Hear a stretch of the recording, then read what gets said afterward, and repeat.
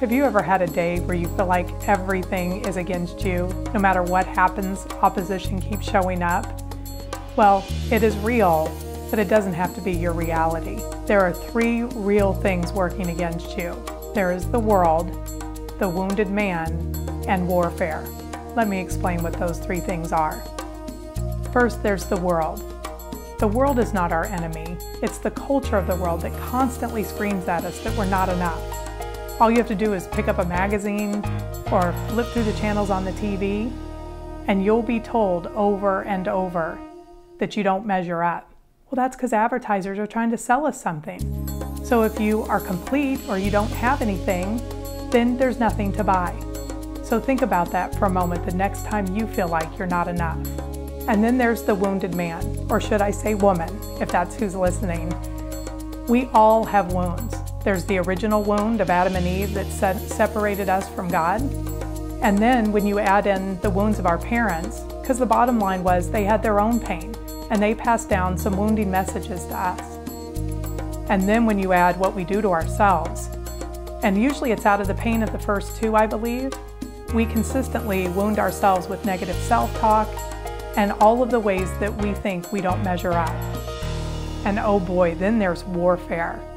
You know, the truth is we all have a real enemy that wants to keep us from the very solutions that will help us overcome the messages of the world and that will help heal the wounded man.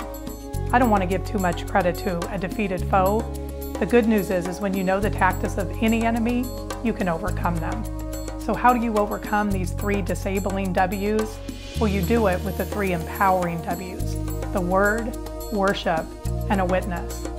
Now, before you start to stereotype what you typically think about these words, there's a much deeper application that I want to teach you in these three areas. So let's start with the Word. The Word is a love letter from God. It's the Bible. From beginning to end, God shows us His character and how much He loves us. If each day we will pick it up, think about it, as we read it, meditate on it, and then pray and personalize it, we will start to see that the messages of the world, the wounds in us, and the warfare all fade away. The second empowering W is worship. Now, don't stereotype this word either.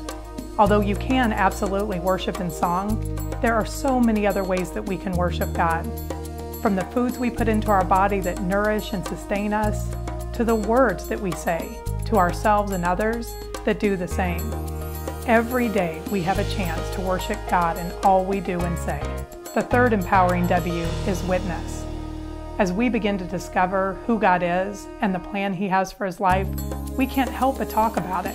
One of my favorite scriptures is the Lord has done great things for us. As we talk to people and tell them the things that are happening in our lives, we are being a witness. But in addition to this, I want to add something new, and that is to be a witness to God's truth in your life.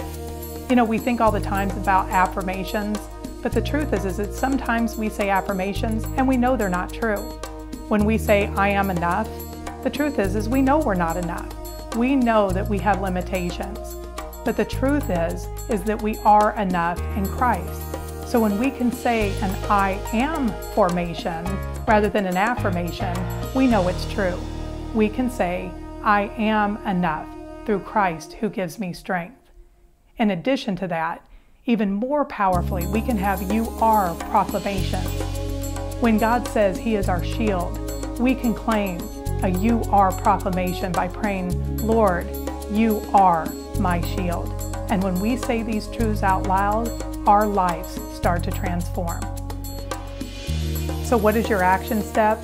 The next time you feel trapped by the world, warfare, or the wounded part of who you are, turn to the Word, proclaim those truths out loud and be a witness to them. And don't forget to walk in worship every day.